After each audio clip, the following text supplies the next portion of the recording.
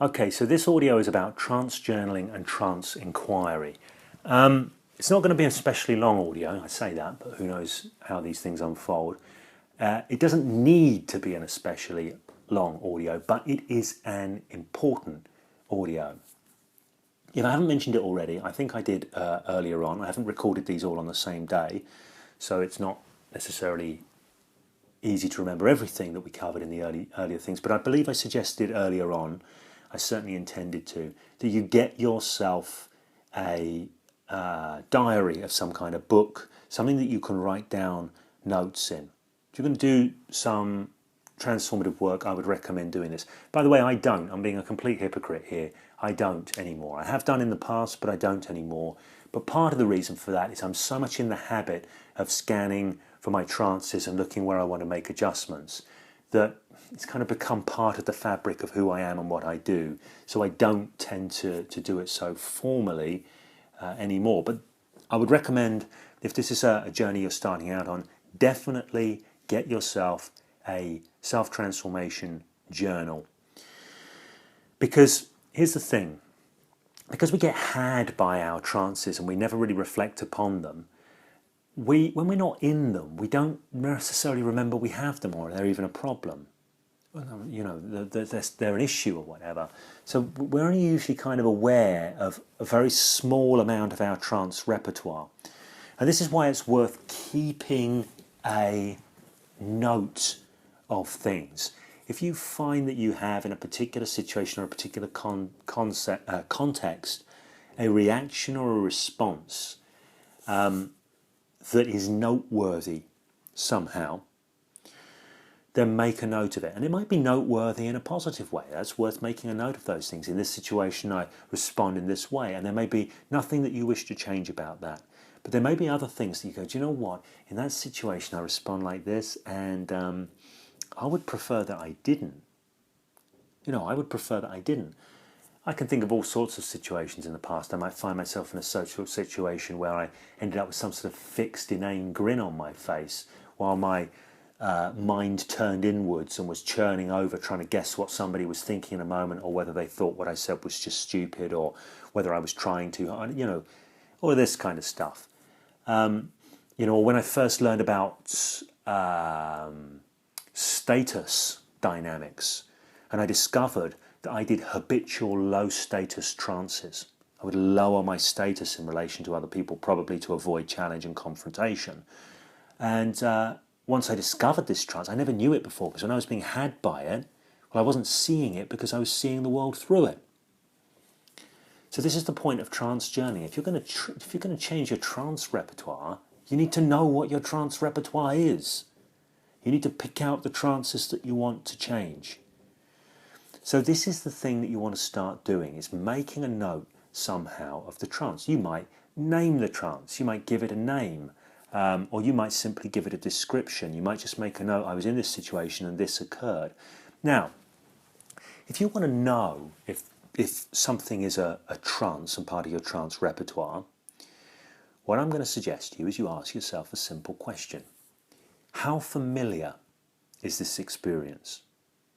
How familiar is this experience? So if it's a feeling of dread every time the phone rings, for example, which might be a trance that somebody has, and they notice it and they go, oh my God, I get a feeling of dread when the phone rings. And they ask themselves, how familiar is this experience? When you ask yourself that, you get usually a pretty unambiguous answer. It's quite familiar. And if it's familiar, it's part of your trance repertoire. That's why it's familiar, because you've done it many times before. So that's the first question of evaluation. This is trance journaling and trance inquiry. And this is the first movement of inquiry or evaluation. How familiar is this? If the answer is yes, this is familiar, this is a trance. So going beyond that, there's another question which is very powerful, and it is the question, is this serving me? Is this serving me? Because what you want to do is you want to assess whether the trance that you're running is a useful one or not. And sometimes the answer is unambiguous. No, it's not. It's not serving me. It's not a useful thing. I would like to change this. Sometimes it's not so clear as that. you might go, well, I don't know. Maybe this is serving me, maybe this is not. I might not like it, but it might be serving me. So there's a few things that you can start to do with this.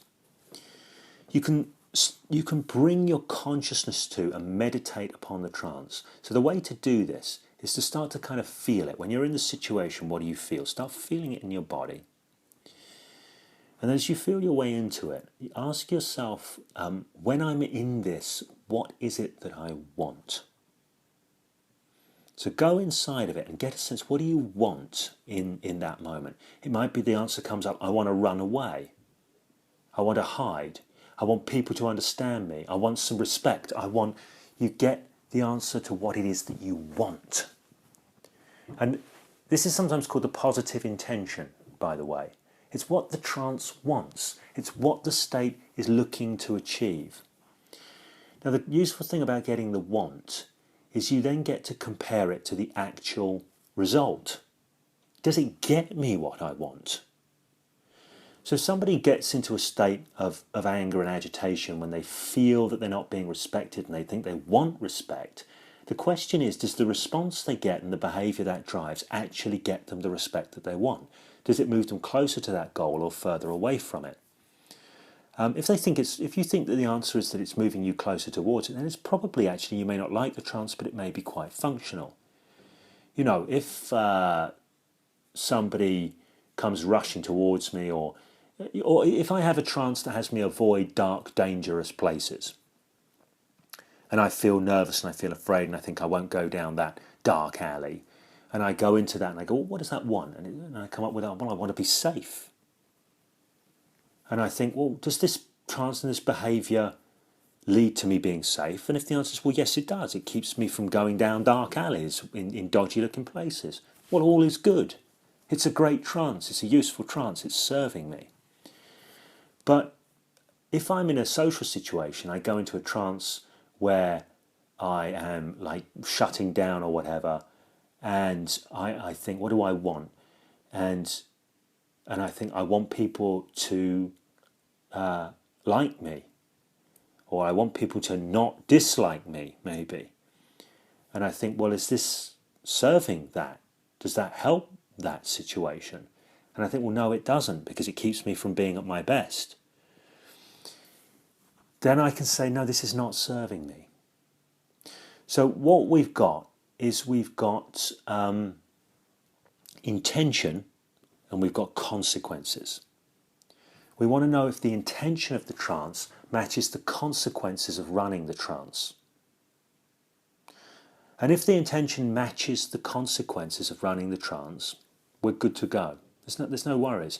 But if the intention is not matching the consequences are out of whack with the intention, the trance is dysfunctional, it's not serving us. So this is a point where we go, you know what, it's time to move beyond this. Now, I'll just say, consequences can operate at a couple of levels. There's the immediate consequences of a trance, which might be, going back to the social situation, if somebody locks up and they shut down, the immediate consequences, they are not socially interacting or enjoying the interaction in the way that they might like to. But there's something else that arises from having a trance that runs consistently and predictably, and that's called your default future. And this sort of goes beyond the immediate consequences. And the question here is, if I continue to run this trance in these contexts, where does this take me? What is the direction of my future? And this is the default future. And if you go, well, I don't like that default future, that's not where I want to head, that's another indicator that this is a part of a trance repertoire that you might want to change. If you don't want to live into that default future, you're going to need to change the trance. So the opposite of the default future is the created future. Is living into your created future. If you want to create your future and live into your creative future, you need trances that support the behaviours that live into your created future. That's going to get into the stuff. I'm talking about the stuff that we're going to get into on the live training more now. So we've got default future, we've got creative future. So this is what you want to do in terms of evaluating your trances, your trance repertoires, because if you don't know what the trances are, if you don't know what they're trying to achieve, if you don't know how that works in terms of actual consequences and default futures and this kind of thing, there's no way of organizing the work of self-hypnosis or personal alchemy.